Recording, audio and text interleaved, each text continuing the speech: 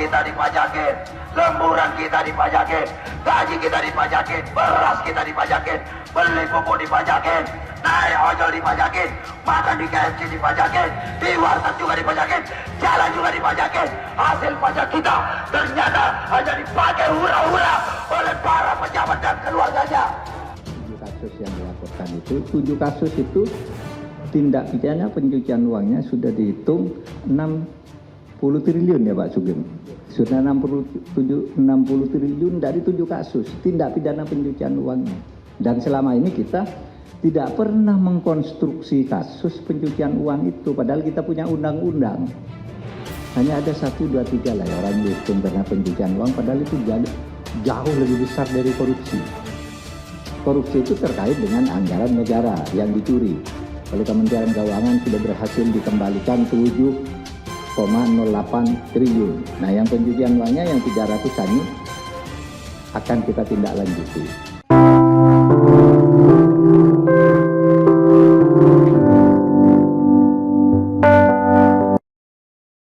Sri Mulyani angkat kaki dari kementerian. Tak sanggup bayar hutang Indonesia. Anggaran untuk kurangi emisi 3.500 triliun rupiah. Sri Mulyani angkat tangan Menteri Keuangan, Menke. Sri Mulyani mengaku tidak tahu kalau ada pergerakan uang mencurigakan senilai 300 triliun rupiah di lingkungan kementeriannya. Pengakuan ini justru dinilai mengesankan Menke melindungi praktik pencucian uang. Mengapa? Sebab Pusat Pelaporan dan Analisis Transaksi Keuangan (PPATK) sudah melaporkan kecurigaan tersebut ke Kementerian Keuangan sebanyak 200 kali. Itu ada 200 berkas individual. Diserahkan 200 kali sepanjang tahun 2009 sampai tahun 2023. Kata Ivan Kepala PPATK Ivan Yustiavandana kepada salah satu media online nasional. Kamis tanggal 9 Maret tahun 2023. Menko Polhukam Politik, Hukum, dan Keamanan, Mahfud MD juga menyampaikan informasi mengejutkan itu. Ada pergerakan uang yang mencurigakan. Diduga terkait tindak pidana pencucian uang. Dengan nilai fantastis. Mencapai 300 triliun rupiah. Di Kemenkeu.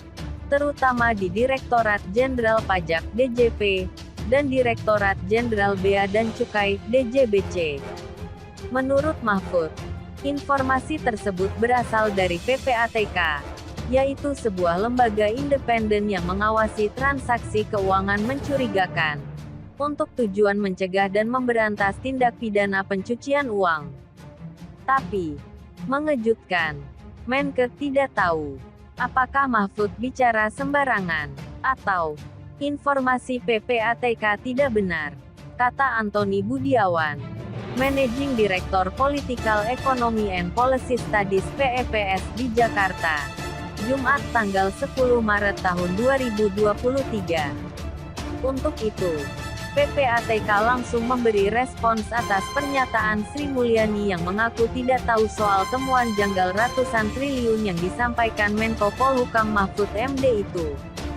Kepala PPATK Ivan Yustiavandana mengatakan, pihaknya sudah menyerahkan 200 berkas laporan terkait transaksi mencurigakan senilai 300 triliun rupiah ke Kemenkeu. Menurut Antoni, mungkin memang tidak ada satu laporan yang menyebut 300 triliun rupiah.